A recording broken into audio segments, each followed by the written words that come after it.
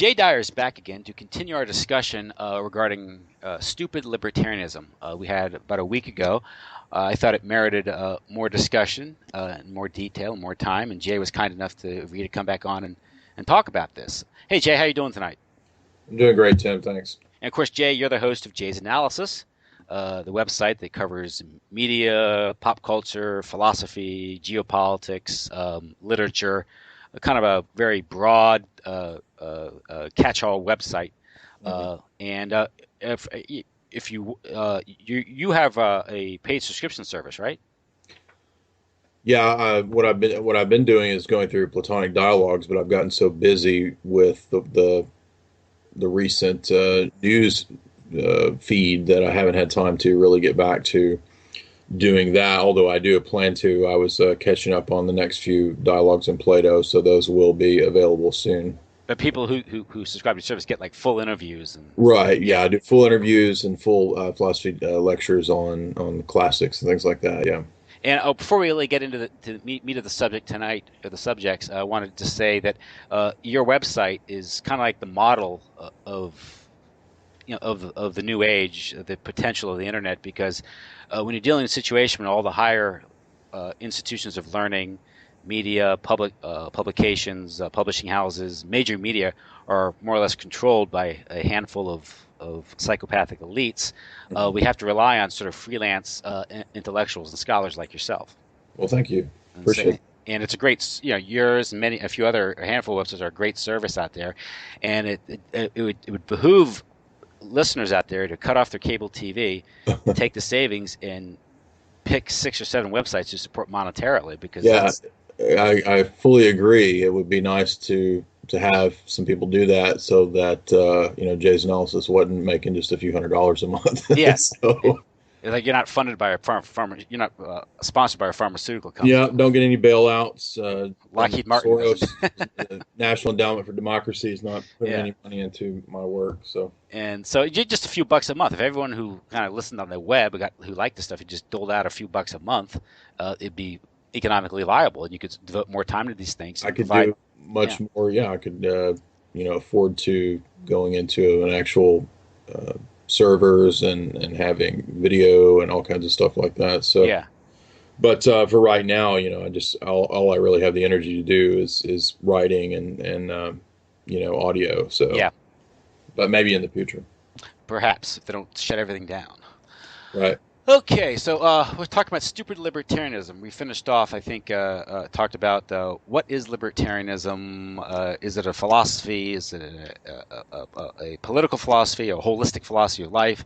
I said the way I approach libertarianism, I'm very sympathetic to some of its ideas and philosophy, is the non-aggression axiom and the idea of individual rights, and the fact that it just leaves people free to build their own lives, to engage in civil society, kind of conduct themselves in sort of to Tocqueville voluntary association way of life, and that's how we get true liberty and true progress in this world. And that's how I view it. And go on from what would you have to say to that?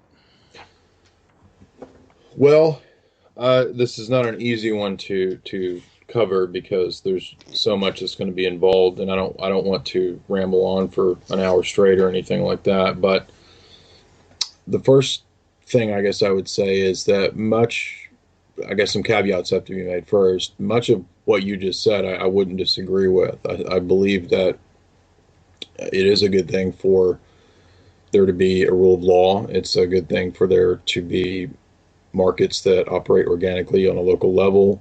I agree that individuals do have rights. Where I would probably disagree with a lot of libertarians would be the origin or source of those rights ultimately. I certainly do have a high place for reason in my worldview and in my thought.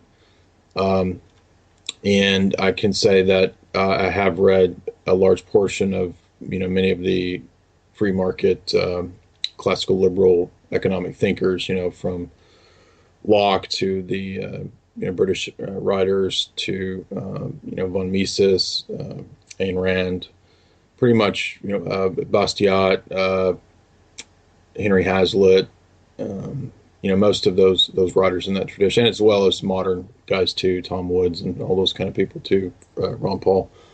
So I'm well familiar with the schools, and maybe more so with libertarian and free market principles than with Keynesianism. So I don't want to give the impression that I'm advocating anything like Keynesianism, or that I think that you can have a completely command and control economy. I think examples where we've had things like that with the Soviets did not fare very well. They had, they couldn't even produce the grain they needed after a while. So I'm certainly not advocating any historic models as the penultimate thing that we kind of need to go back to. I think a lot of times in intellectual circles, philosophical circles, people get it in their head that there's this ideal golden age at some point in the past. And if we just kind of go back to that, then that'll solve everything. And that to me is really just kind of playing Dungeons and Dragons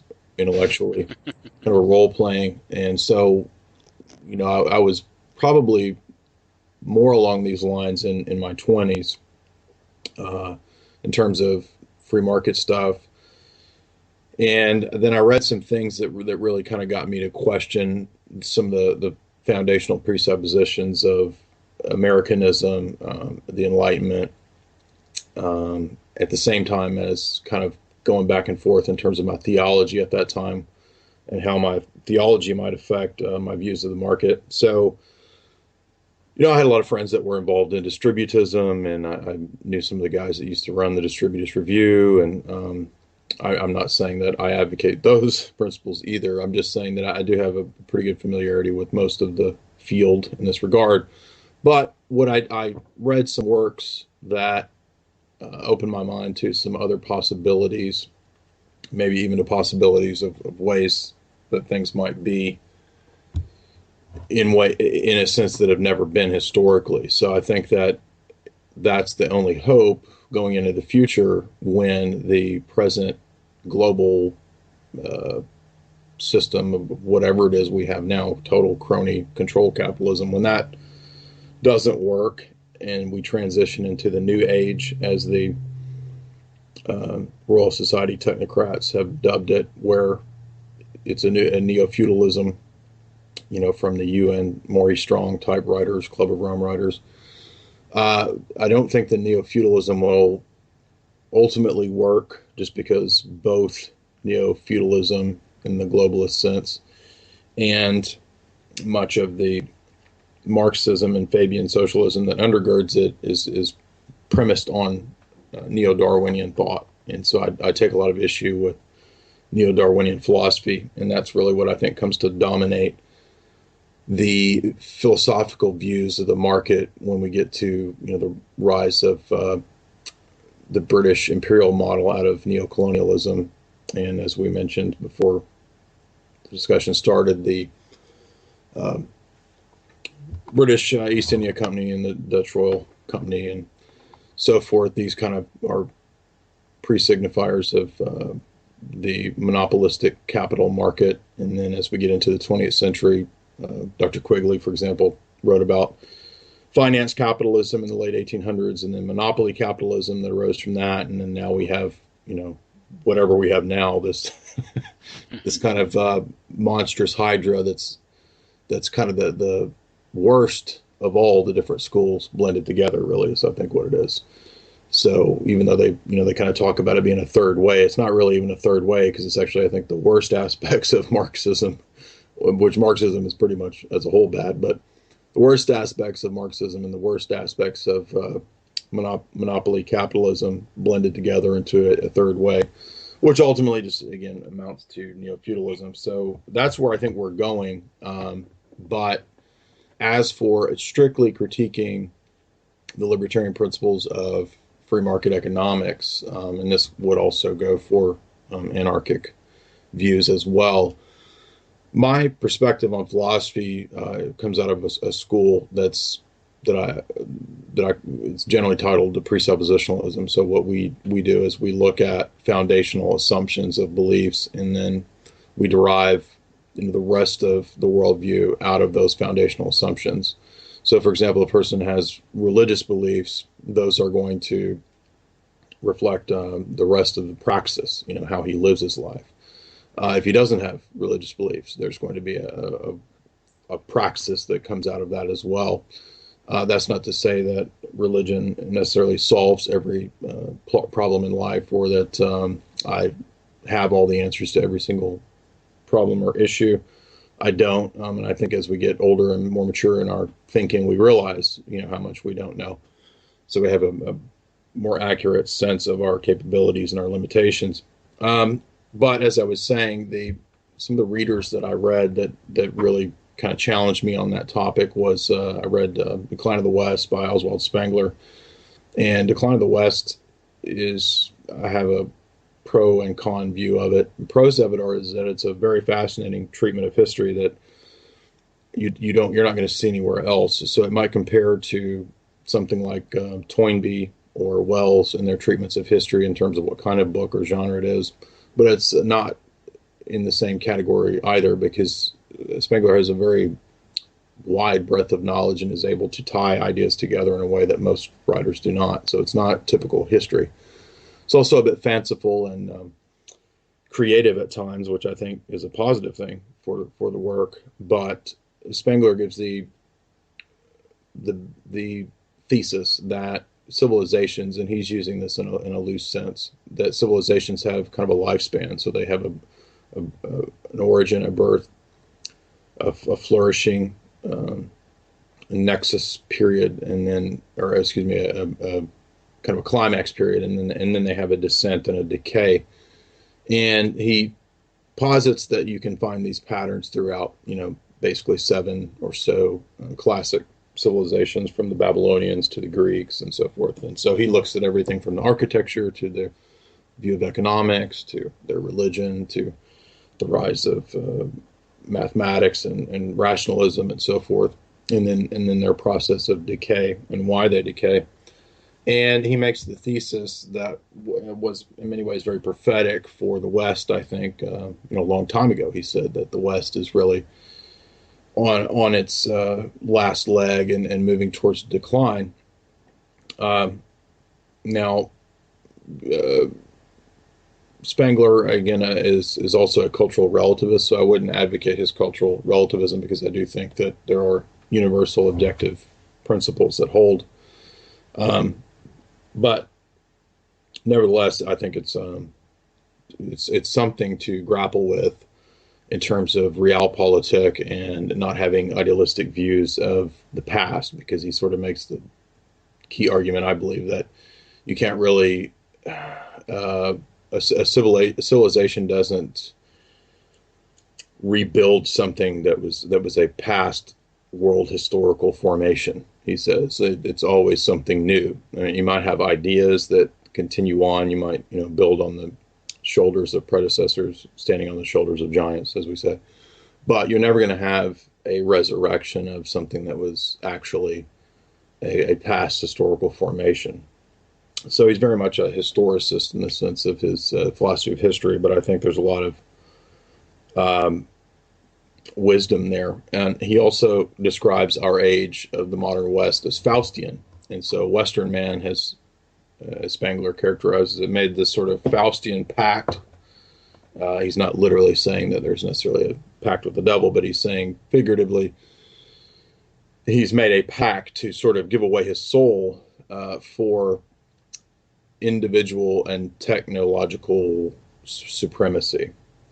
And Spengler makes the argument that while that loss of soul may give him, for a period, technological supremacy, what it also does is, over time, sort of give away his own heritage, tradition, and culture, the soul of a people, to other cultures that will supplant it. And so in another work, Spengler makes the argument that the Eastern world, what he calls the brown world, Middle East to Far East, he said that they would use the technology of the white man to destroy the white man. All right, so I'm not intending this to be a racialist, and Spengler was an elitist, but not in the Nazi sense. He actually had to flee from the Nazis. So But Spangler's thesis on elitism is that there is a sort of natural hierarchy that develops in the world, and civilizations have these hierarchies too, and you have within these civilizations culture bearers, and so this would be the people that transmit the arts, the pioneers in science and so forth. These are the culture bearers, and so when a civilization is at its decaying point, these culture bearers are basically lost. And so what happens is you have the rise of some, cabal, cartel, whatever, which is where we are now, I think. So he was very accurate in that prediction. And you're seeing now, I think, the transference of the traditions of the West in their decay towards the East. And in this regard, this was something, planned by Council on Foreign Relations, Royal Society, things like that, the building up of our industry. Talked about. Okay, sorry, cut out there. Technical difficulty. What can you say? Skype, you pay. You get what you pay for, right? So, okay, you were saying about basically the West, the decline of the West, its decay, and the East-West conflict, and how industry's been shipped to the East. That's sort of a plan that's been laid out for decades. Right. Yeah. So, and then finishing up on Spengler's ideas, this idea of Homo economicus and civilizations being kind of superorganisms, and then coming to an end, and the idea of the West losing its technology to the East by design through its own sort of inner decay and decay of the elite or the culture bearing class and so forth. This I see kind of as the culmination, I guess, of the libertarian free market principles. I think Rene Guénon makes this argument as well in Reign of Quantity, where everything becomes quantified in a civilization where the happiness principle kind of takes over as the ultimate drive in the social sphere. So to get into finally the critique of the libertarian philosophy itself, I've always seen an intimate connection. I'm sure people would have disagreements here on this point because there are differing ideas in free market writers. But I've always seen a connection to between libertarianism and utilitarianism. And so in my philosophy courses, this came to the fore when we read through Locke and a lot of the Enlightenment era writers who would be formative for this, Adam Smith and others. And so classic liberalism gives birth to, in philosophy, the British school of utilitarianism. That's people like Bentham and John Stuart Mill. And their idea is that for the civil order, basically, essentially, the historic problem of man has been the state. And so the solution to this is to allow the market, which they view as sort of the ultimate driving force, I think, behind human activity. They might have personal views about religion, but for them, the champion charge of their philosophy was that the state needed to take on a negative role. And so, as we've mentioned in past talks, the the political philosophy terms this negative liberty, where the role of the state exists simply to protect the rights of the market and individuals and so forth.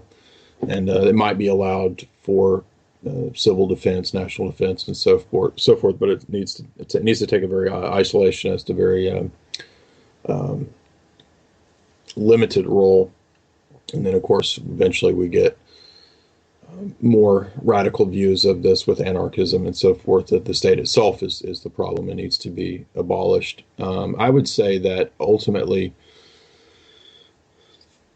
this is still, I think, functioning on the Happy Meal principle, as I'll call it. I'm loving it.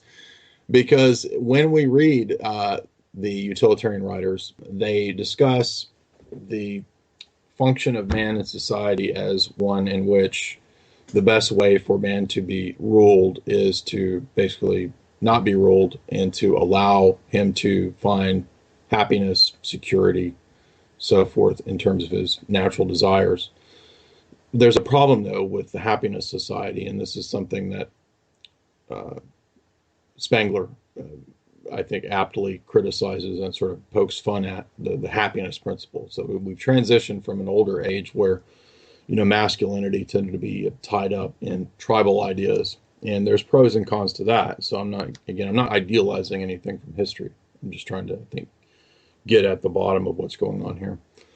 And when you transition out of that tribal sense of who you are, and you move into a supposedly rational society, right? So society is then based on an idea of reason, the so-called civilization, and especially one where economics comes to the fore as the driving force. We look at in a medieval city, the city is built around the church, right? So the cathedral is at the center of the city. And if we look at modern cities, the cathedrals, the tallest buildings are the J.P. Morgan Chase Manhattan, and so forth. The banks are the biggest cathedrals in modernity. And I think that really, that principle in architecture and city planning and development really lays out the essence of what I'm getting at here. Yeah. I'd like to read a quote from Huxley. Huxley talks about, he says, after all the revolutions, he says, in the final revolution, and he's talking about the economic revolutions of free markets and stuff too. He says, in the final revolution, there will basically be a completely happiness-based society.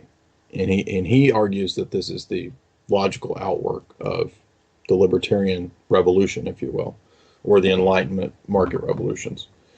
He says religion will be the conscious and intelligent pursuit of man's final end, the unitive knowledge of the immanent Tao, or the Logos, or the transcendent Godhead, or Brahman. And the prevailing philosophy of life will be a kind of higher utilitarianism in which the greatest happiness principle would be secondary to the final end principle. The first question to be asked and answered in every contingency of life being, how will this thought or action contribute to, or interfere with, or achieve by me the greatest possible number of other individuals in terms of their final end? So what Huxley does, this is in the introduction, his foreword to Brave New World, he says, what we're going to do is when we transition into the society, we're not just going to be working on these older utilitarian 17th, 18th century British principles. We're going to expand these to the next level.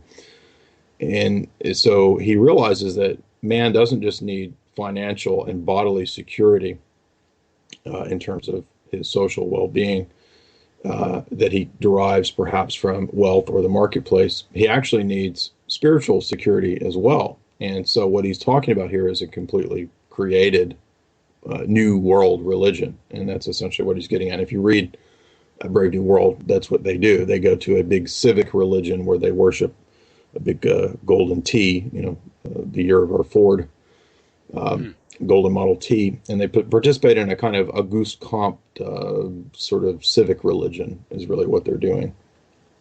Now, somebody might say, well, who cares what Huxley thinks? Well, Huxley is, again, working on these principles and telling you where it's going to go. So I would agree that I disagree with where Huxley wants to take us.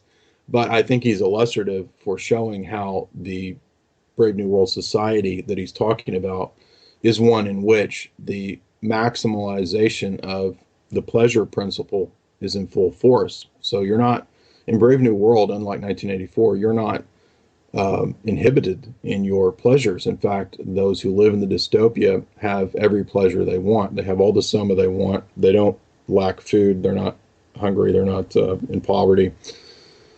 Poverty and those things like that are no longer a problem. So the foundational presupposition of the utilitarian position, which is, I believe, also essentially the same thing as the utilitarian principle, because the non-aggression principle, I don't think operates on its own. It comes in with a context as well, and you can actually sort of extend the non-aggression principle to basically be a reformulation or restatement of the happiness principle of utilitarianism. And so, again, to bring this into context if we think back to Locke and the statement about I think Jefferson actually quoted Locke word for word when he was penning the preamble. Is that, if I recall, do you recall what I'm talking about? Life, liberty, and property, and he said pursuit Yeah, of he happiness. changed it to pursuit of happiness. Yeah. Correct, right. So what I see there is America as sort of the grand experiment of the Enlightenment era. And unfortunately, and again, I don't mean to be overly simplified, but America becomes the engine for the very thing that Huxley's talking about. And so I think Huxley's right when he's looking at America and history and the British empiricism and liberal tradition. And he's looking at the presuppositions that come out of the French Revolution for America with the Girondins, who are the right-wing nobility version of the revolution, as opposed to the Jacobins, who are the left-wing hardcore communist types. We can see a model for the false left-right dialectic as well as the false capitalist communist dialectic in the Jacobins and the Girondins, because they both have at root the philosophical presuppositions of liberalism, and I think that ultimately is the problem. Yeah. So that would be my summation criticism, and so there's all sorts of addendums that you can make to that, where you can say, well, if you want an actual syllogism, or if you want an actual argument against utilitarian principles or non-aggression principles or whatever, we can argue about how there are so many cases where you can show that not the so-called principle of not aggressing another person in itself doesn't provide you a benchmark to know whether or not it's quantitative or qualitative aggression that you have to avoid or enforce. Yeah. And I think you and I have talked about this, so I'm getting kind of lost in which podcast I'm on. I apologize for that, but there's an article at the Libertarian Party, I think it's the Libertarian Party site, that touches on a lot of this, and so I would I'll link that below our talk. Yeah. But I mean, I think you I'm not saying you necessarily agree, but I think you understand the point that I'm making here. Yeah. So I would, in summary, I would say that I do agree with some of the maybe older or medieval ideas of there being a spirit. So if there's a spirit of a people, then that people has the right to also express themselves in a social sense, and not just in an atomistic, individualized libertarian or anarchic sense. I think that's the danger. And so, for example, when we see people like Stefan Molyneux, I think Stefan makes a lot of great points, but it's very much tied with his atheism. And so Stefan's atheism and his libertarian anarcho principles go together, because for him, you can't posit any sort of relation that is binding beyond the individual in his what he believes to be use of reason. Yeah. So there's no binding sense of tribe or nation or history or culture. That has to all be tossed away, because those are all tied up ultimately with the lies of theism and the lies of collectivism, right? But I just see that as a one side of that dialectic of the one and the many, and I don't believe in the dialectics of one versus many. I mean, there can be situations in history where individuals need to take a stand because they're in the minority or they're persecuted, but I don't think that in reality that the universalization of human nature, which is what libertarianism is based on in terms of the Enlightenment sense of what human nature is, I think that ultimately that is the problem. And you can see this in writers like Locke, and this is why he believes in the tabula rasa. There's nothing there in you as a person prior to you receiving sense impressions and conditioning. And so then therefore the way to break out of this is to have your individualist awakening or whatever you want to call it. Which Hmm. so basically, I sort of view most of the libertarians as kind of like 17-year-olds that are finding themselves right now. I'm not saying that there obviously there's a lot of really smart guys that are libertarians, and Yeah. I read a lot of libertarians. I like Peter Schiff's analyses for Well, the economic analysis and the Austrian school, critique of central banking, yes, monetary absolutely. policy, and the importance of having some sort of basis for the monetary system, and how it And imposes there are discipline on the political. great critiques of Marxism. They're Yeah, great. and also there's also good power elite analysis among a certain segment of the libertarian. Like LouRockwell.com has some articles that I don't see in other websites. They tend to broach topics that you don't see other places, like 9/11 and They have Sandy Hook. gotten a lot more Yeah, hardcore in the last few years, which I I've appreciate. noticed that. That's one something that I noticed about a decade ago, but I'm not willing. That's part of our later discussion. Um, you mentioned you got into a lot there. Just made me think. Part of that Faustian bargain. Would you say an example of that Faustian bargain was the Manhattan Project? But yeah, I think that's a stellar example. Yeah, just do it because we can. Let's see what happens.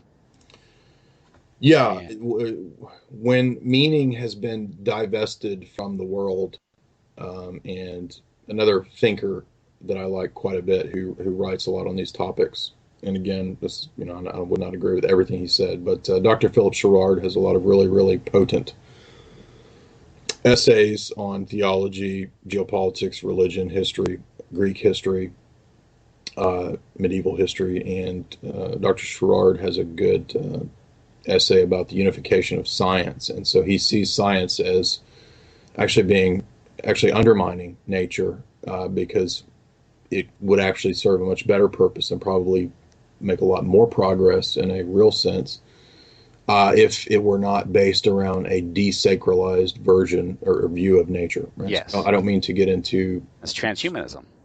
correct, and that's Yeah. exactly where he has a couple excellent essays where he argues about man and nature, man's view of immortality, that basically touch on this. Right? So he's not necessarily, and these are probably written in the 60s and 70s, but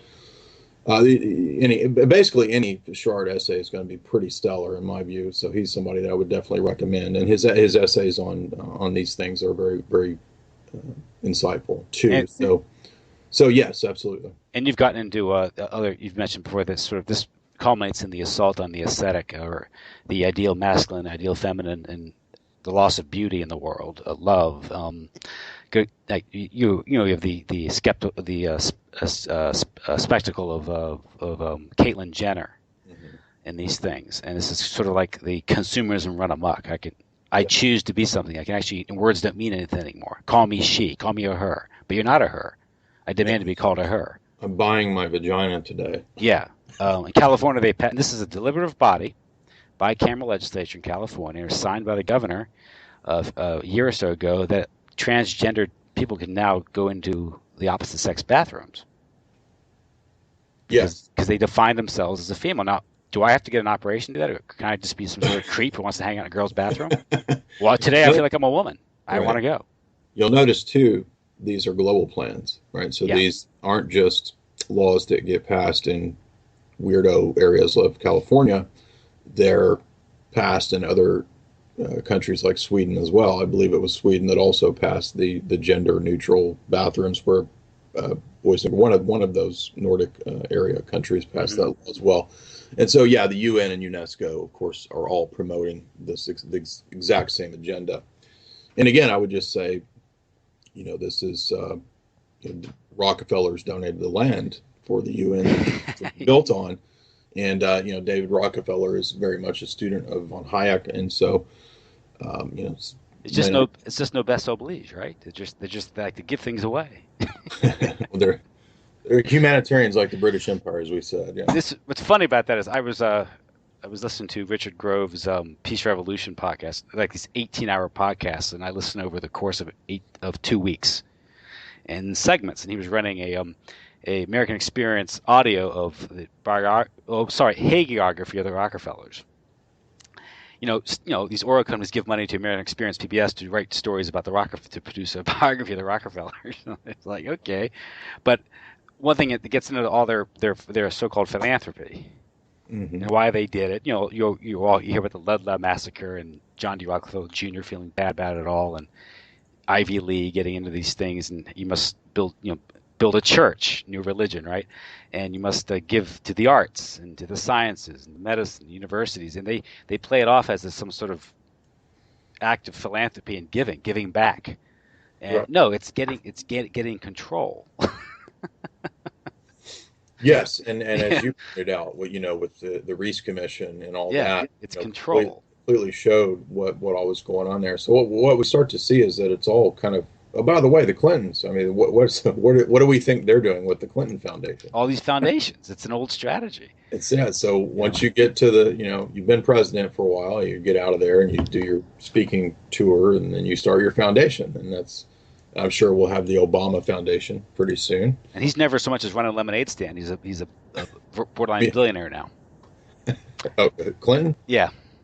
Yeah. It's just amazing. I mean, but when you know how to, how dirty politics works, I mean, that's really the. Well, and of course, then there's rumors about him and the Rockefeller. Illegitimate son of the governor of Arkansas. There was Winthrop Rockefeller, I think, who was governor. There's rumor that he's actually the son of the Rockefeller. Yeah, and Bill's like a sort of kind of received the blessing of the yeah.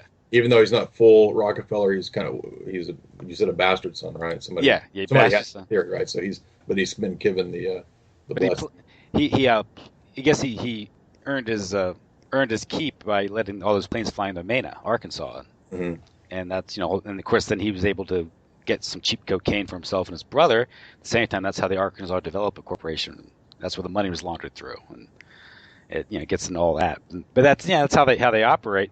But what I'm getting at here is how your second part, well, as we kind of move into your second article, but about stupid libertarianism is many libertarians, when they talk about politics, and their policy proposals, they don't get into things like the power elites' manipulation of the system. These good example is they'll talk something like about this gender neutral, gender weird, LGBT stuff. This isn't personal choice at work here. This is a global agenda. Yes. Through the schools and all these things, and the idea of the non-aggression axiom doesn't apply here because you're being assaulted. Your kids are being assaulted by these institutions that you're forced to pay for. Right. And one example I brought out was a good example is the issue of pornography. I interviewed E. Michael Jones recently, mm-hmm. and he wrote a book, Libido Dominandi, and he, I don't necessarily agree with everything he has to say, but I have to consider it. One thing because he's a great writer, and I admire his scholarship, so I have to give some, pay some respect to that.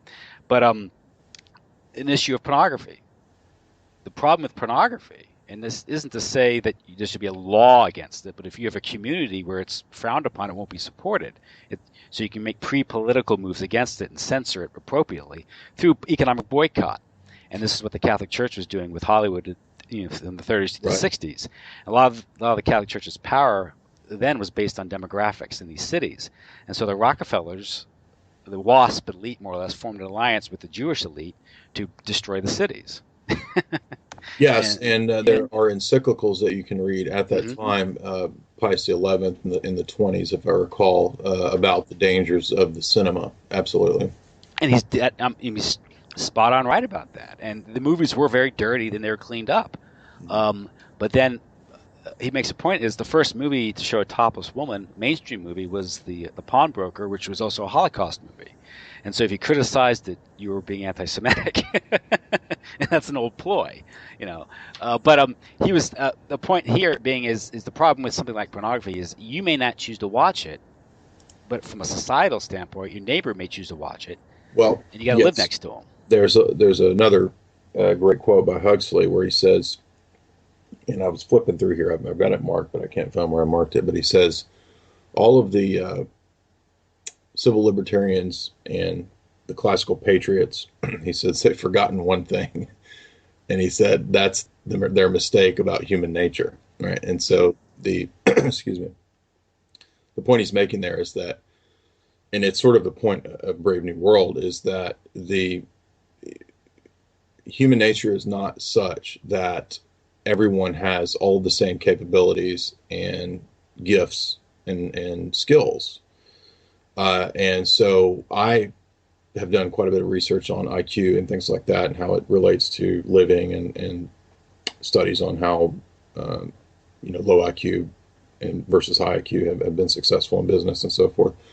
And what you come to find is that IQ distribution is quite clearly connected with success, as well as living well and so forth. It's not the only determining factor, but IQ also is intimately tied up with heredity.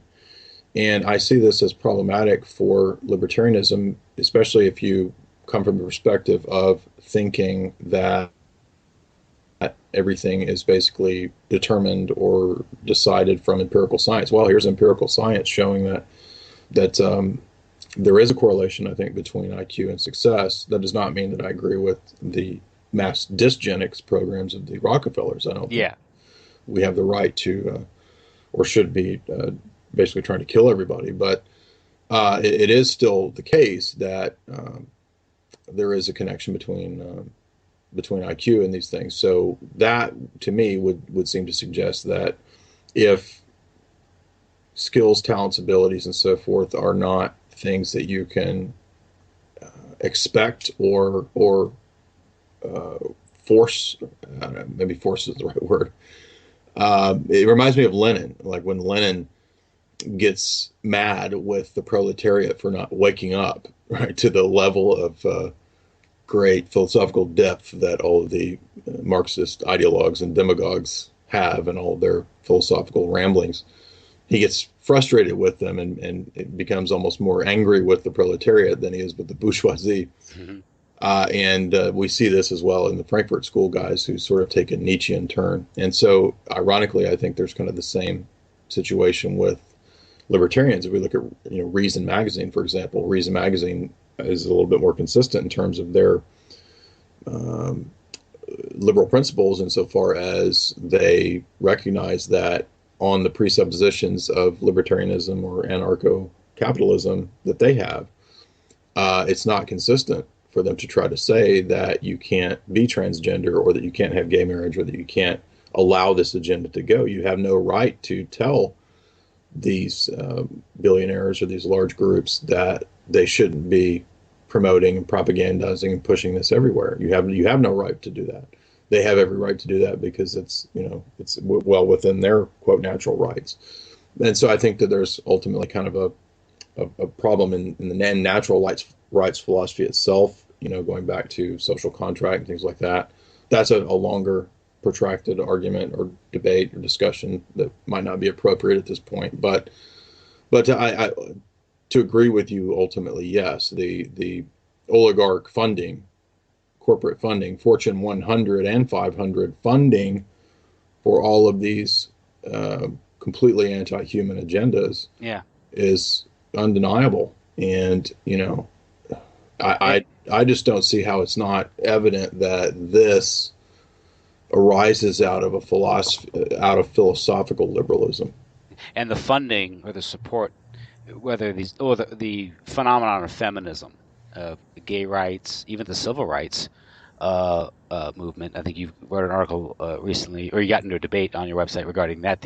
How the civil rights movement was co-opted and utilized to disrupt and disrupt society, disrupt these communities in order to break them up, these homogenous neighborhoods and stuff like that, in order to sort of collectivize and nationalize, promote Americanism in the aftermath of the Second World War, or actually during the World War, because a lot of the people who run in the U.S. government back then were very suspect of the German Americans and the Italian Americans, but I think it was. Well, let's just put it like this: if there's no God, why can't I take your natural rights? Why can't I violate them? Who gives a damn? And they'll say it's reason. Well, the goddess reason. Well, you know what? The reason in the history of philosophy is not one thing. The reason of Hegel is not the same thing as the reason of Thomas More. Yeah. It's not the same reason of Aquinas. I mean, I'm not saying that there's not reason and logic that's objective. I believe there is. But what I'm saying is that is I think, a very naive approach to, again, assuming that you can universalize a principle about human nature that, well, everybody's going to operate rationally. Yeah. No, now, granted, most libertarians are well-thinking individuals would admit that, yes, most people are not going to think that well. But I find that, again, that sort of odd dialectic in, say, Stefan Molyneux quite a bit, where he constantly talks about high IQs and how stupid most people are, and yet believes in this universal sense of reason. And that I guess the anarcho-libertarians are the most evolved because they are not listening to their monkey brains, as he says. But again, well, there's no God, so there's no reason for me to abide by the non-aggression principle or reason. Why do I have to be reasonable? Yeah. Are you telling me to be reasonable? That's aggressive. That's aggressive against my irrationality. I have a right to be irrational. My right to be irrational demands that I am emperor of the world, like Paul Atreides, and I want all your women, and I want you dead. Yeah. The couple issues like where example, our previous discussion, I talked about free trade and how the United States was established as sort of the Constitution was established to create what was kind of a common market. That was the idea, and how the common market in the United States was, I guess, secured with the establishment of the ratification of the Commerce Clause in the Constitution of the United States, and that's to make commerce regular among the states, and how that was construed to create a nation when the United States was not supposed to be a nation; it was a confederation. And as soon as one section of the country possessed the physical will to keep them within the Union, that would be the North. They used that force and invaded and conquered the South, all on the basis of a common market. And the same thing happened with the European Union, where you had the common market. And they said, well, since we have to trade all together, now we have to have established rules. Everything has to be uniform. So this is how the argument of, quote, free trade is used to create this monoculture and to create a continental-wide empire, or a global empire for that matter. We see that with so-called intellectual property, right? All these international standards that are going to be enforced by these international bodies that have no accountability. So this is an application of an idea, but how it's applied politically or how it's applied in the real world, and that's the problem with these things. And so that, you have to think about what are the consequences of these ideas. Now, I don't want to lay off the feet of libertarians. So we argue for free trade, not managed trade, and all this stuff. But that's just an example. Another example is immigration. In principle, if you ask me about immigration, I have no love for political borders, nor for the politicians or the generals or soldiers that make those borders through warfare. If you look throughout history, there's nothing less sacred than political borders. They change all the time. That said, there's a difference between the ebb and flow of immigration and people moving back and forth from employment and all that, than, say, the planned mass immigration, replacement immigration that appears to be going on in Europe and in the United States. If you have NGOs doing the work of George Soros or other oligarchs that are intentionally moving in mass amounts of people to disrupt the culture, then you're not dealing with immigration. You're dealing with a sort of I guess, demographic warfare. Would you agree? Absolutely, and it's Sutherland, the former head of the World Trade Organization, has a famous quote where he says that we still retain the NATO guy too. He says we still retain this notion of homogeneity amongst Europeans, and he says, and it is that very thing that we must undermine. Yeah, who is flying in hundreds of thousands of Sudanese to Sweden? Right. And why would they be doing that? And the same in Italy with these constant rafts. Of course, they're turning them back, but and you'll notice in Israel they actually have been in the news for telling blacks that they have to go back. Yeah, yeah. So they don't want them. So and nor does Italy. And my intent is not to be racial here, but rather just to state what's a fact in the news. And obviously, it's I pity the people that are in such dire straits. And we see that in America with Hispanic Mexican population. Well, they're a pawn in the game. That's what I'm saying. Exactly. Yeah. And so when you, again, understand that it's very easy to just go online and research who funds all of the mass immigration, and you'll find out very quickly that it's the Fortune 100, and they do it for a reason. Mm-hmm. And that reason is the very thing that you said. It's to create a monoculture, because a monoculture can then be integrated into continental unions. And this also is why Karl Marx was for continental free trade, right? So there was and central banking. Yeah, exactly. Graduated income tax and so forth. And so when you read, there's debate amongst Marxists as to why he would be for this. And when you understand that Marx wasn't anti-capitalist, it's important to, which most people don't know that. It was part of an important stage. Yeah. Marxists saw it as a stage, and he thought capitalism would, be the means by which everything would sort of collapse into, that everything would go into a big state control, which is where we're headed, which is really just a corporate state. And then in his mind, this would ultimately lead to the dissolution, abolition of the state. So Marx was in that regard libertarian, but certainly there's some truths there in the sense of the wealth does trickle up many times in our system. At least I think we live in a system that is very accurately described, because it's not a free market. It's not capitalism. I don't even know what to call it. It's Quigley talks quite a bit about cartels in the rise of the 20th century. So I think the cartel model is a good way to look at it. And there's really, pretty much just one main cartel. And, they've established the same fiat banking structure in most countries in the world. They're all tied in to the same entities, the same think tanks, the same trusts, the same, global meetings, Davos, Bilderberg, et cetera, et cetera. So it's all the same group. So interlocking directorates.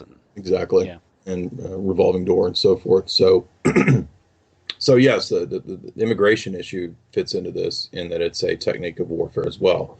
In the same way that you can, you just basically use multiculturalism as a Psy-Ops, as a kind of psychological warfare technique to create strategy of tension at home or abroad. You can import large amounts of third world or foreign populations to weaken the existing population. And you can't have community in such environment. Exactly. People don't bond. They don't talk to each other. They, Well, look at England. I mean, England. Yeah. I have friends in England, and they talk about how they don't even recognize the country that they grew up in. Well, how did London go from over 90% native white to less than half in 40 years? That doesn't happen organically. That isn't to say that again, you can be critical of mass immigration and still not dislike the immigrant, because they're human beings. Sure. But they're being used as a weapon. It's sort of ethnic warfare, and that's what, you can't take a nation of 9 million, say, Swedes, and import 1 million immigrants and not have it disrupt that country. And it's a strategy, and they know that. Yeah. And the media plays the role of terming it all racist, and it's all completely 100% a strategy. And you can find all these quotes too. I'm trying to remember, there was another one that was along these lines. Who was it? I mean, another NATO guy was basically saying Clark. Was it Clark? Well, I think there is one by Wesley Clark too. That may be what I'm thinking of. The end of the homogenous European country. And there's the exactly similar statement from Sutherland, who was the World Bank guy. That's right. He's also wasn't he also a former Goldman Sachs? Yes. Or did you ever quit Goldman Sachs? It's like CIA, right? So you never leave it. But yeah, and that's how these bankers, they wanted to create this sort of these. You don't want a healthy, homogenous, ethnic-based country, because if you support that, you're obviously a Nazi. That's kind of that's a firewall. Yeah. To globalism, and that's, I'm still trying to parse out what is real and not real in terms of Russia, but that's what's happening in Russia. Yeah, we have the sort of this Russian Renaissance with the returning birth rates among the white Russians, and well, and how many other countries don't have mass immigration? Yeah, China. I mean, you can't. Only white countries have mass immigration. Exactly. So there's a plan there. Yeah. And I think that there's a real sense in which Russia is definitely in the crosshairs, and at that higher level, certainly, the first Fortune 100 is very much involved in Russia, but I think there is some roadblock there that's legitimate, because they're not getting everything they want, and that's why we have Brzezinski, writing in Grand Chessboard that Russia is really the target.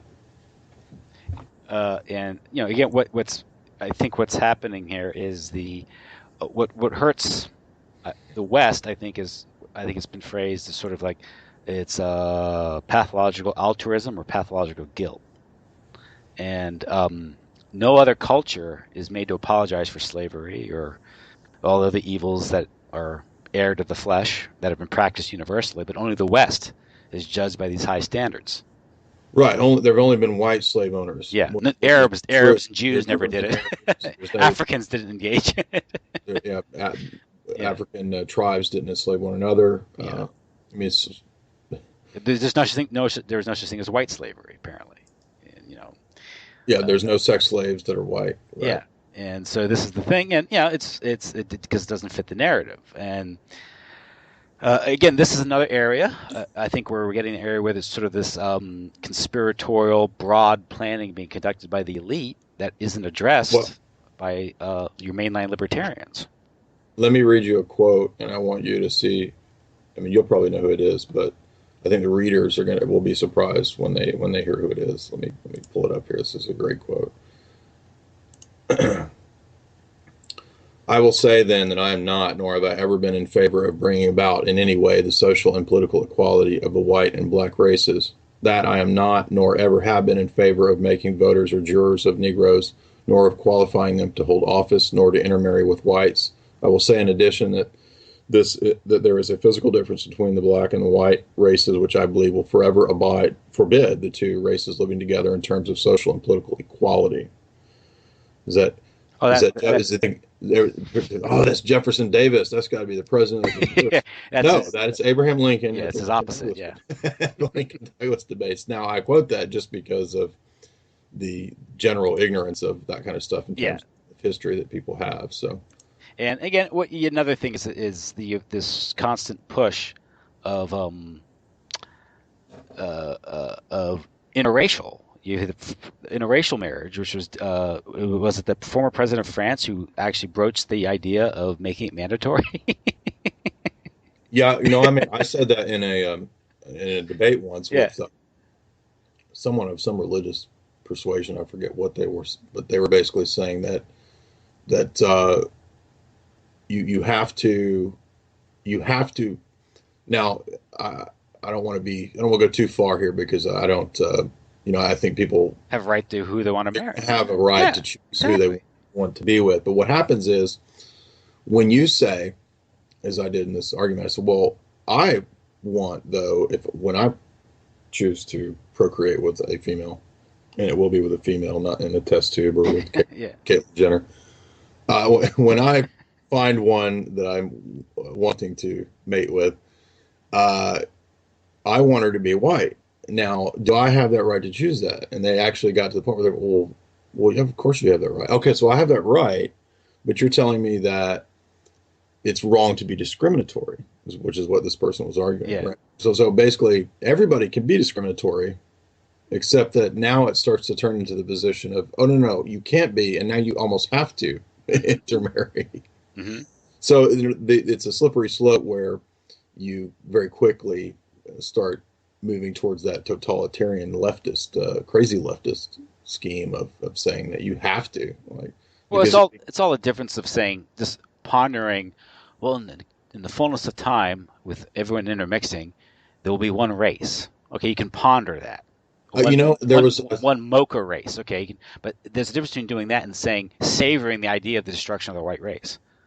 I saw a quote. I mean, I can't remember who it was from. It was just saw it in passing, but they actually said that some UN person or something said we need to create one gigantic, like mixed race, and so then everything will be the utopia because there won't be people won't will no longer have their distinctive characteristics, and so the great irony here, yeah, of course, is that this insane view of the left, this modern totalitarian quote left, they are actually not tolerant because if you believe that people should have the ability to determine their own destinies, you can't force people to do this kind of stuff. It's insane. this is in the name of diversity. Everyone has to be the same.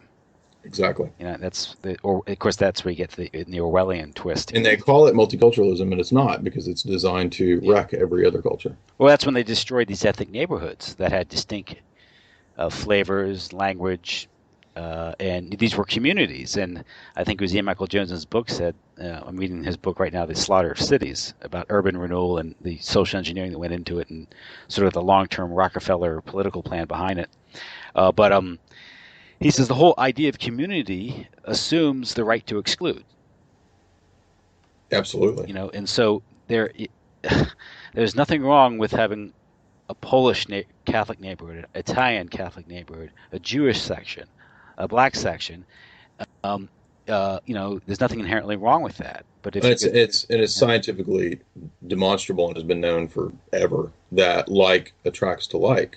Yes, I mean, it's just a fact. I mean, we see it in nature. The badgers hang out with the badgers. I just saw a few minutes ago a bunch of raccoons running together. Yeah, and so it's just. So should we extend this principle into nature and force the raccoons to hang out with the lions and the tigers where they might get eaten? I don't know. Yeah, and so it's just, and of course, the big problem here is the social engineering scheme, using coercion, deceit, people's tax dollars, undermining the education system, using the fear. Everybody's afraid too. They're Yeah. afraid to ever have any kind of view, and it's just going crazy because just look at the transgender stuff. I mean, this has gone nuts in the last 2 years. Something as bizarre, as strange as that, and you feel compelled to say, okay, well, that's his choice.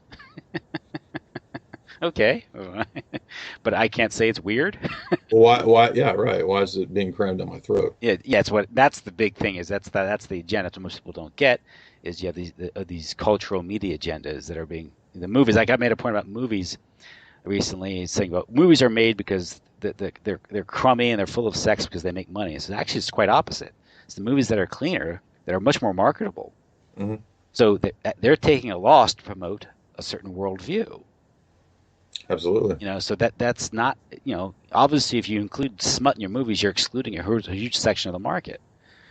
So you'd expect otherwise, and Hollywood doesn't do that. They promote this stuff, and usually, with the trash comedies and all that, so you see an agenda in there, and all these things. Yeah, well, look at what Jurassic Park proves your point. I don't think it's that great of a movie, but it did have, it didn't have a bunch of degeneracy in it, and it had the fussy CEO female actually kind of got humbled at the end and became feminine, and she went along with the masculine hero, and all the social justice warriors went crazy.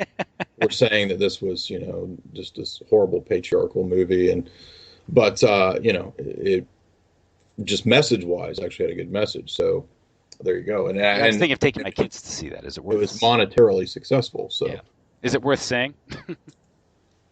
It's kind of a redo of the first one with a little bit of a genetic modification plot twist. That's so safe for children? It is. It's just it's an average film. I wouldn't say it's anything great, but it I think it proves your point that it was monetarily successful because it didn't have hideous messages in it. The this, Chris, this moves into the your article you called IQ, Psy-Ops, and the Civilization of the Scam. And this made me think of a quote by Mark Twain. It's easier to fool people than it is to convince them that they've been fooled. Yes.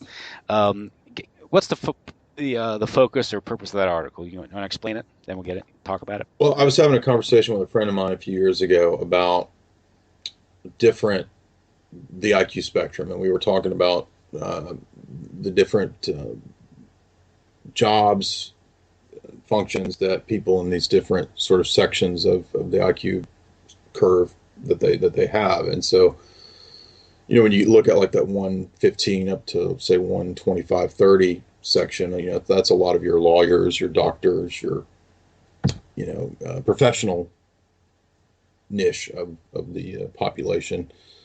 And I've always found it fascinating that distribution is so committed to the very system that enslaves them. And so it's very ironic, I guess it's sort of a paradox to me, that people of that level of IQ, generally, pretty intelligent in whatever their fields are, but of course they're compartmentalized.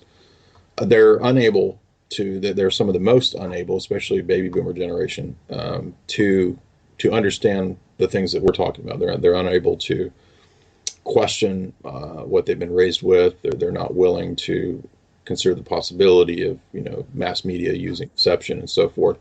So I was really wanting to just kind of explore possibilities or reasons why that might be. Why would it be that a very intelligent section of the population would be so brainwashed? And I think obviously there's a combination of factors that go into that. It's not any one thing. But what I argue in this piece is that, I talk about the Dunning-Kruger Effect, which is the idea that incapable people are also paradoxically incapable of grasping their own incapability. So they're not even aware of the lack of ability that they have, and so therefore, because of that, they greatly overestimate their abilities. And so this is called the Dunning-Kruger Effect.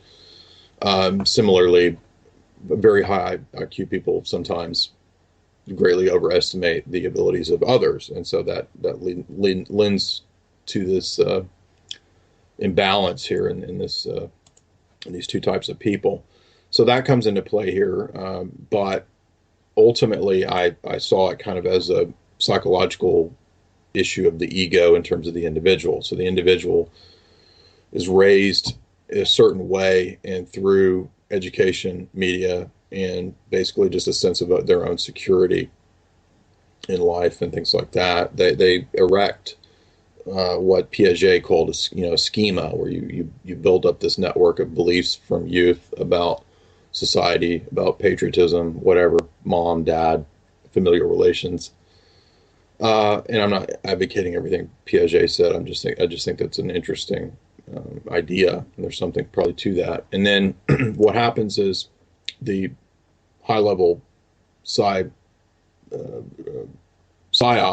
social engineering, advertising execs, et cetera, well, they've been at this game for a long time, right? So it's Tavistock Institute. It's very much tied into corporate management structure and the psychology of corporations. And so they have it, I think, very much down to a science. And I posit from different PsyOps documents that they don't just have the old school techniques of manipulation, sleight of hand type stuff down to a science with Bernays and marketing. I'm sure we've all heard of that stuff in alternative circles. Is that the organization man? Who? The organization man. The idea we were talking about, the idea of the corporate man. Yeah, I'm just using as an example. I came across a piece that was making the connection between certain Tavistock guys that were also involved in putting forth theories of, I'm trying to think what they termed it, corporate structure theories and stuff like this. And this is basically, how is a CEO to, kind of run your scam, I guess. Yeah. How to mass social engineer and things like this. Anyway, but so what I posit in this is that I think it's a lot more advanced nowadays, especially with technological advances in terms of military psyops. And if we keep in mind that so much of the advances of this nature come out of the military-industrial complex, weaponization, things like that, the internet coming from the cryptographic world, we have to understand that these objects will also be utilized in psyops.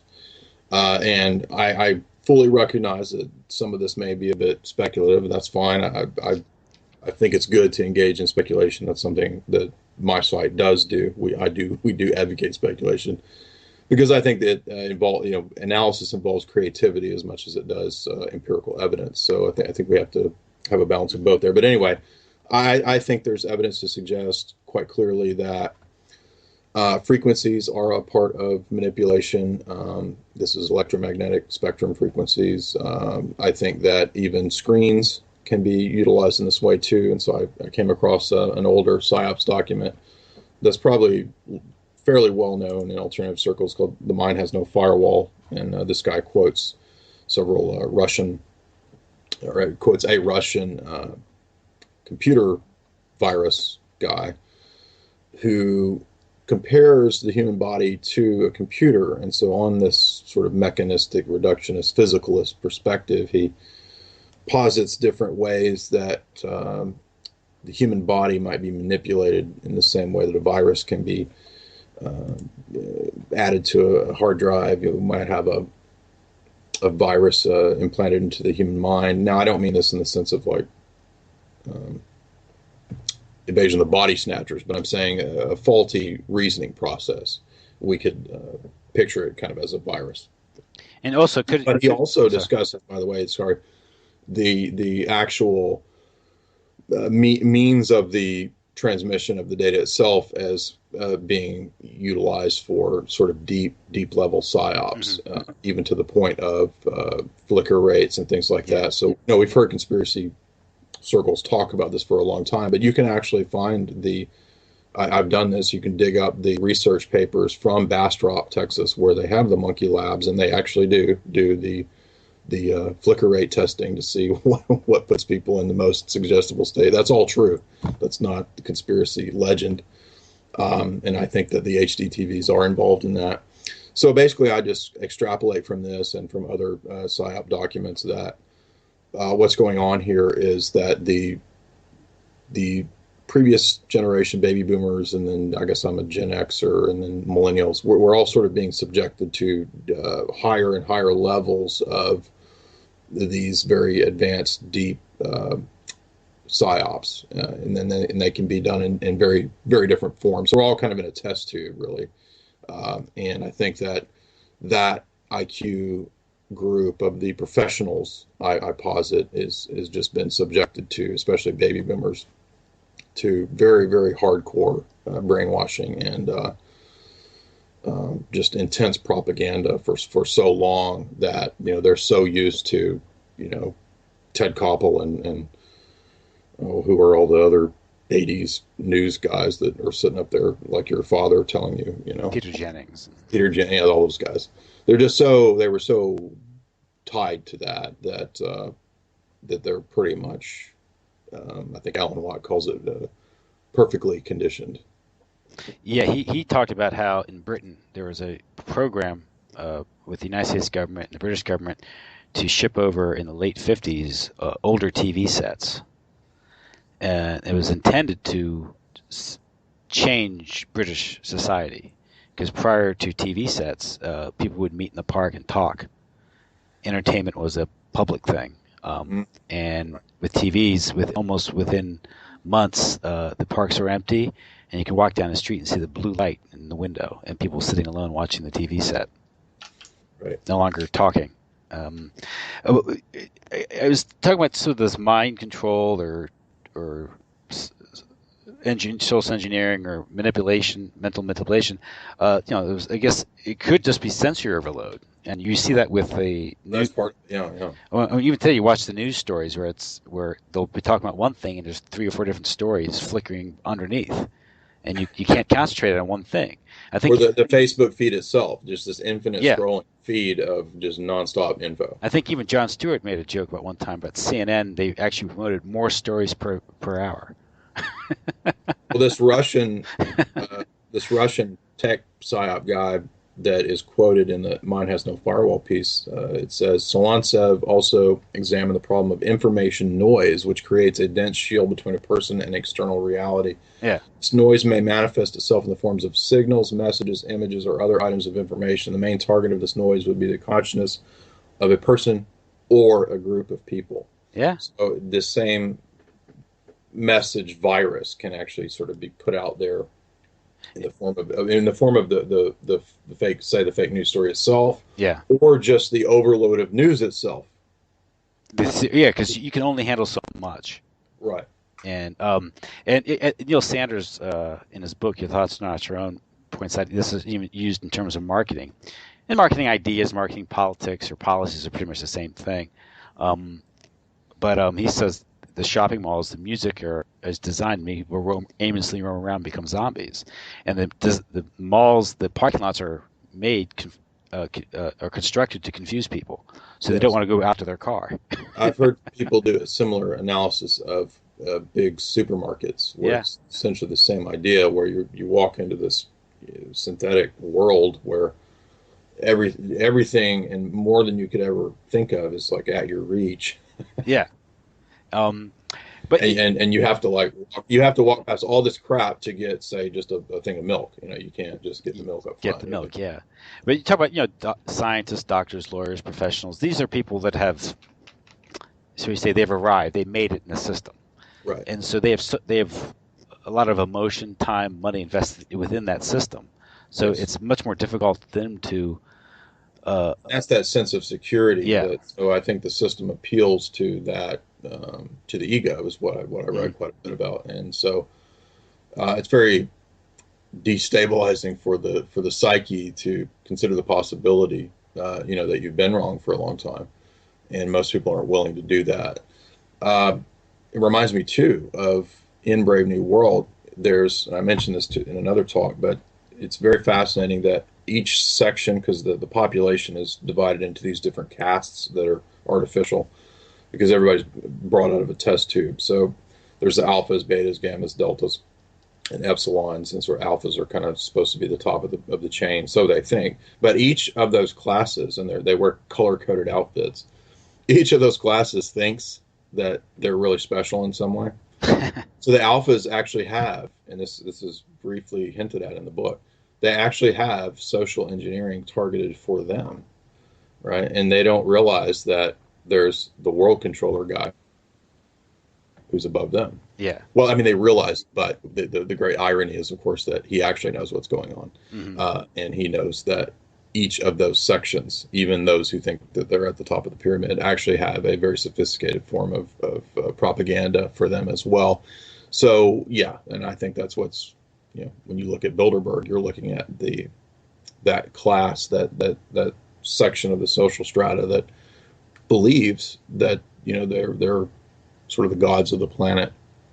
But in many ways, I think that they're propagandized as well. I mean, in fact, there was even a Brookings Institute lecture. I couldn't believe this. It was a couple of years ago. There was a Brookings Institute lecture by Rydell, I think was his name. And he was telling all these top CEOs what a false flag was. So these are like, 40, 50-year-old professionals, multimillionaires, and they're just now hearing about what a false flag Don't know.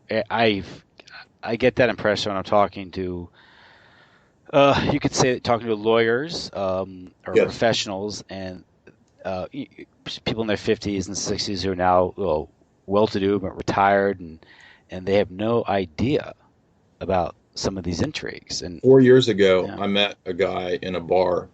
It was an upscale bar in Nashville, and we got to talking. We ended up having like a 4-hour talk about economics, and he worked at a decently sized firm in Nashville, and he was talking about going out of being a professional tennis player into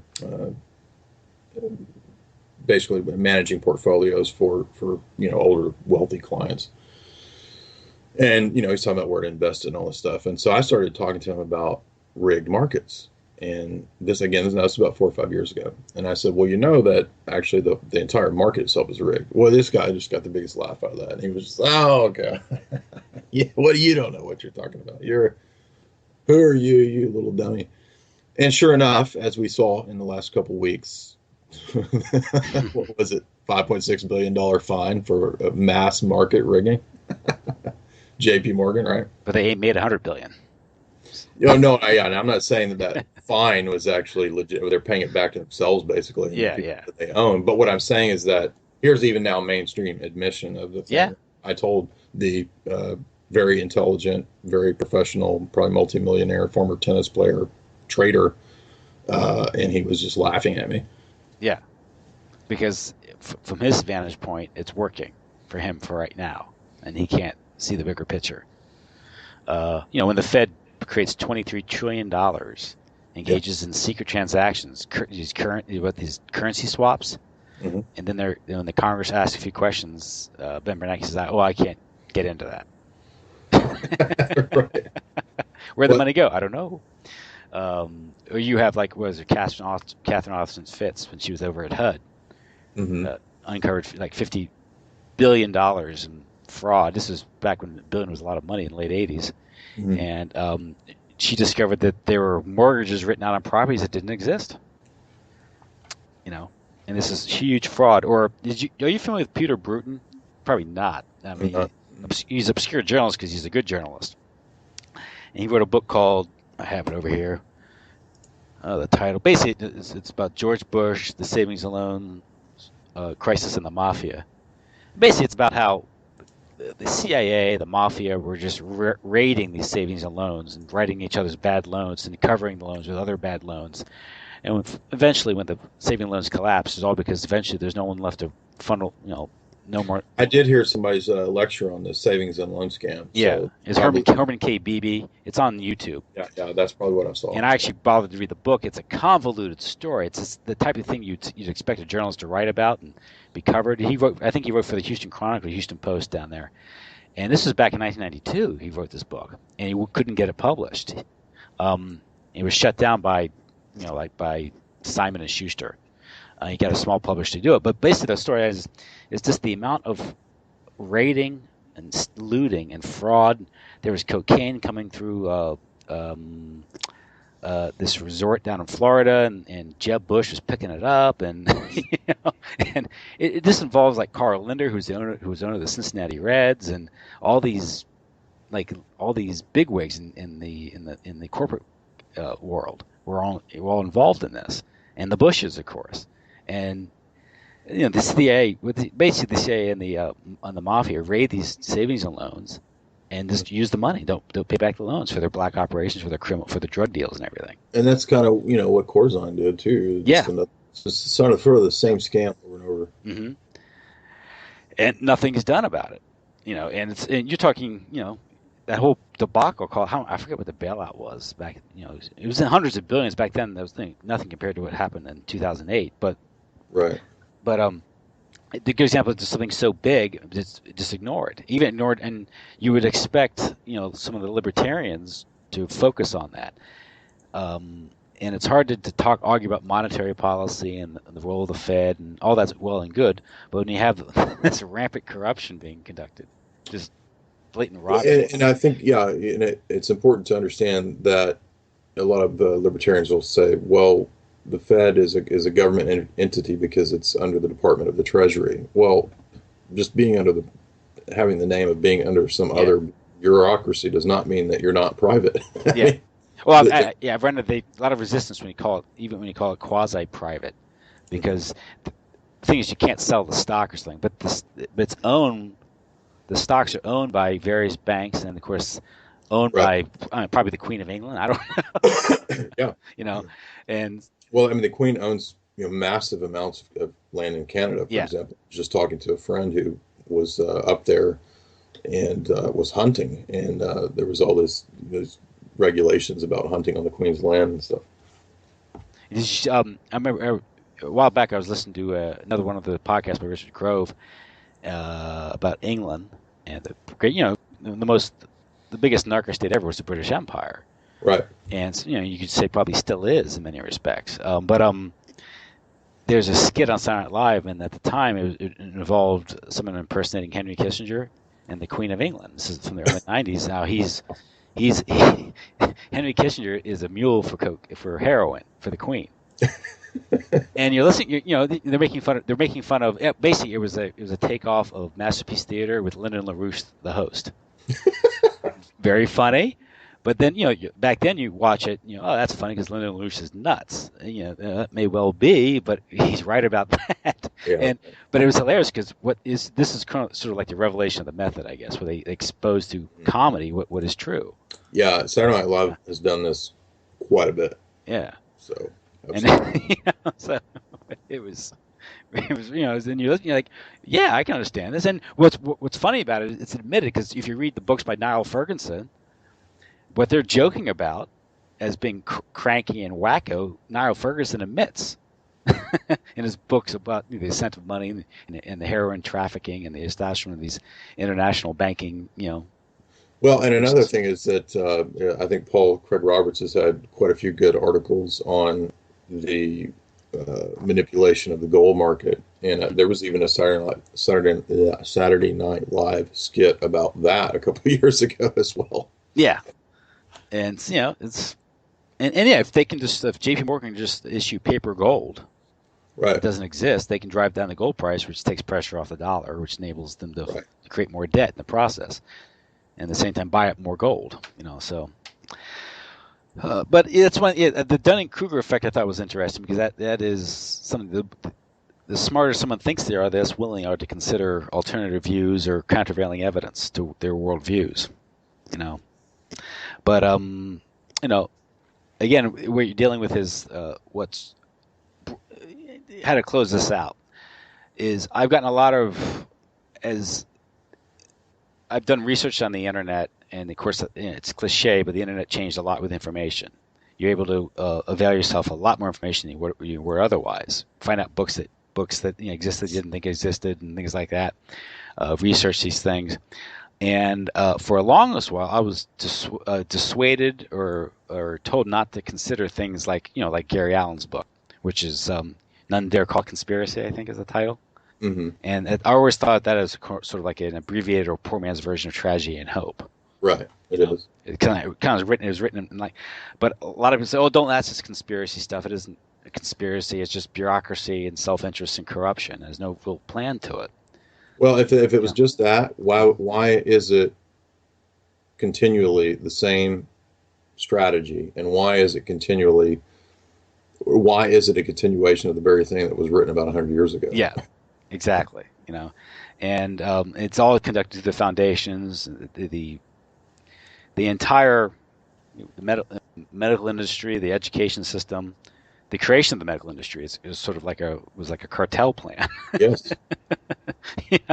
And I didn't learn that until a few years ago. That was a new one to me. But it's nothing is surprising anymore. And I did a piece that gets into that a little bit called "The Ghost in the Machine and Mass Mind Control." And I look at Arthur Kessler, and of course Alan Watts always talking about this on his podcast. So I thought I would actually delve into it.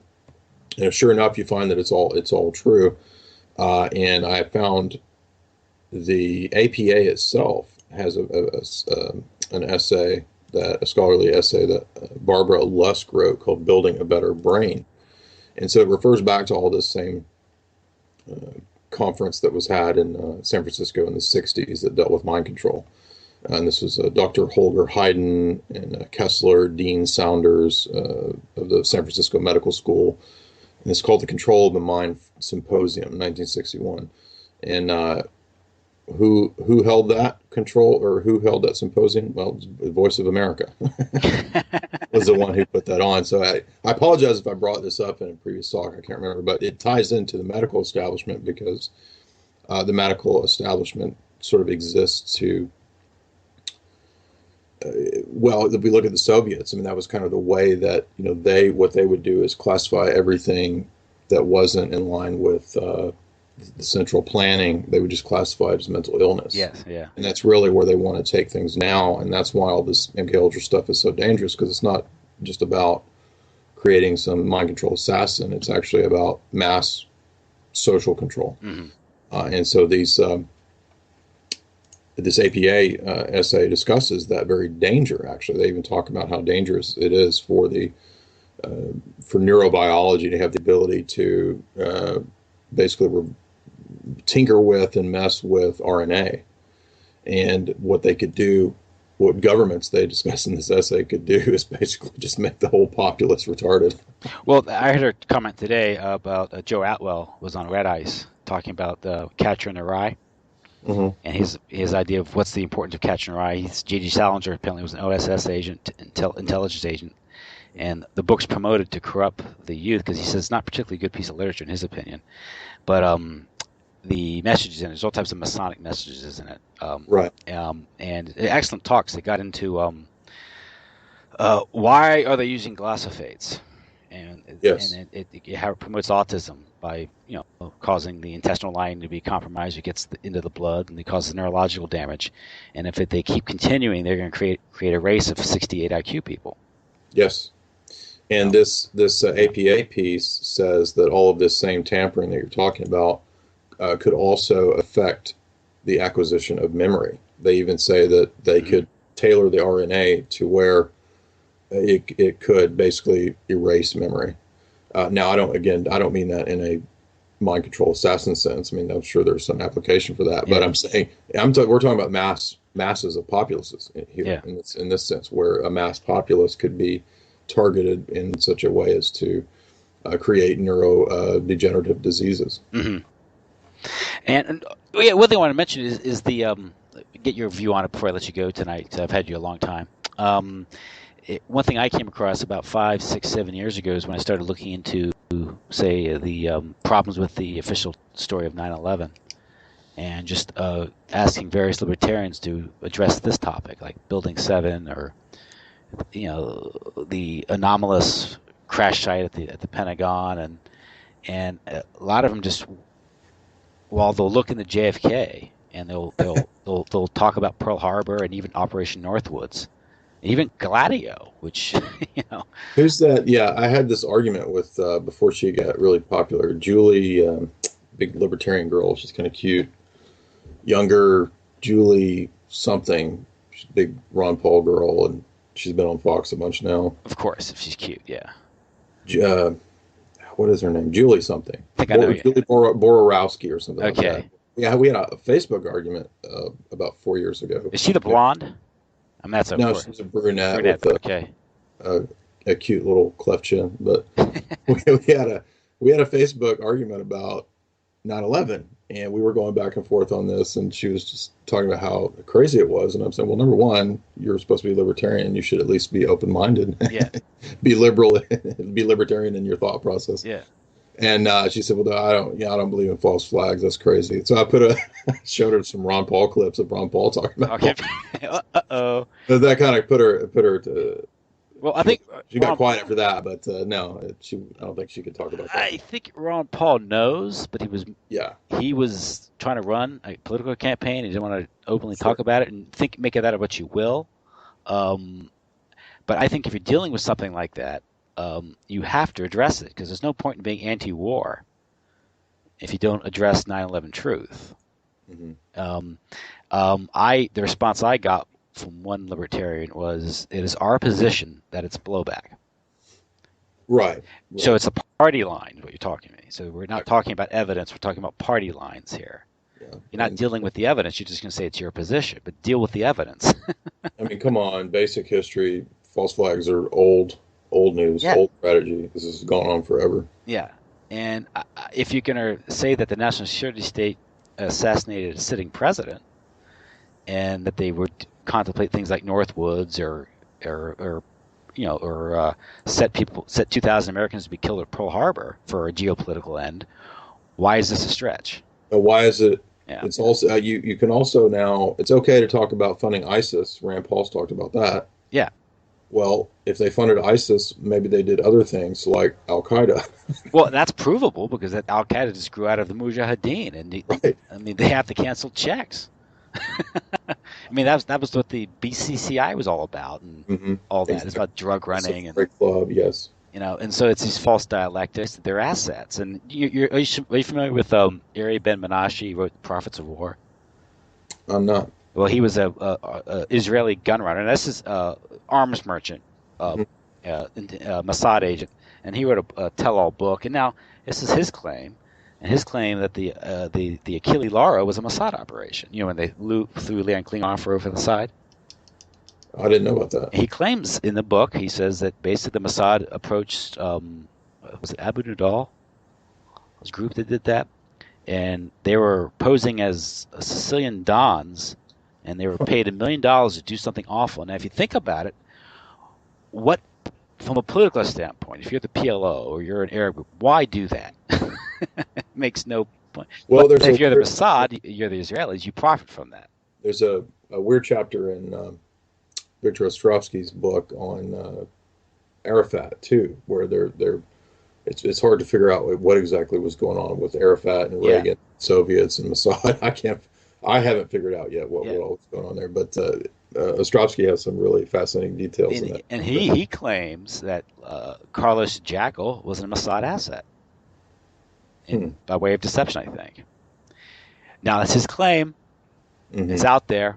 You can't prove these things. These things, not like you can take. Yeah, that's what this level stuff is very, very difficult. Like I read Richard Tomlinson's biography, and I still can't figure out exactly what I think's going on with that either. So, have you ever read The Big Breach? No. It's Richard. Was he a CIA? No, he was MI6 guy, and he supposedly defected to Russia, and his book's been published. I forget what the company is, but he's caused a sort of a stir, leaking a whole bunch of MI6 agents to YouTube, or maybe not, may not have been YouTube, but it was somewhere online. And then when you watch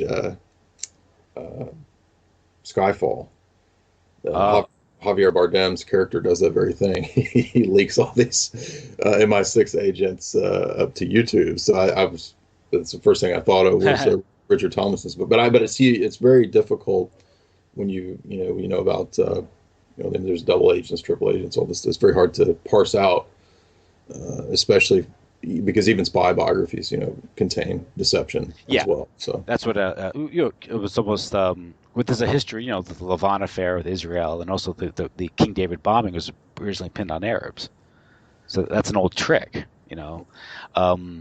and I think I recently interviewed Jan Irvin, and he was talking about some of the books written about MK Ultra, how a lot of these are limited hangouts. Yeah, I did hear your interview with Jan, and I think he's right about that. But once you've read enough of these allowed to be published books, you can kind of tell that. So I would agree with him on that. I mean, you're still going to get accurate information. Yeah. There's another piece of the puzzle, Yeah, exactly. Gordon Thomas, former MI6 guy, wrote a book, Art of Betrayal, and in that book, he says quite a bit, but that's again, an authorized publication. So, I was regarding 9/11. I was talking to one person who has a show, and I was just offline. We were just talking on the phone because I confronted him on the issue. And he told me that when 9/11 went down, his initial reaction was, "This is the New World Order. It's an inside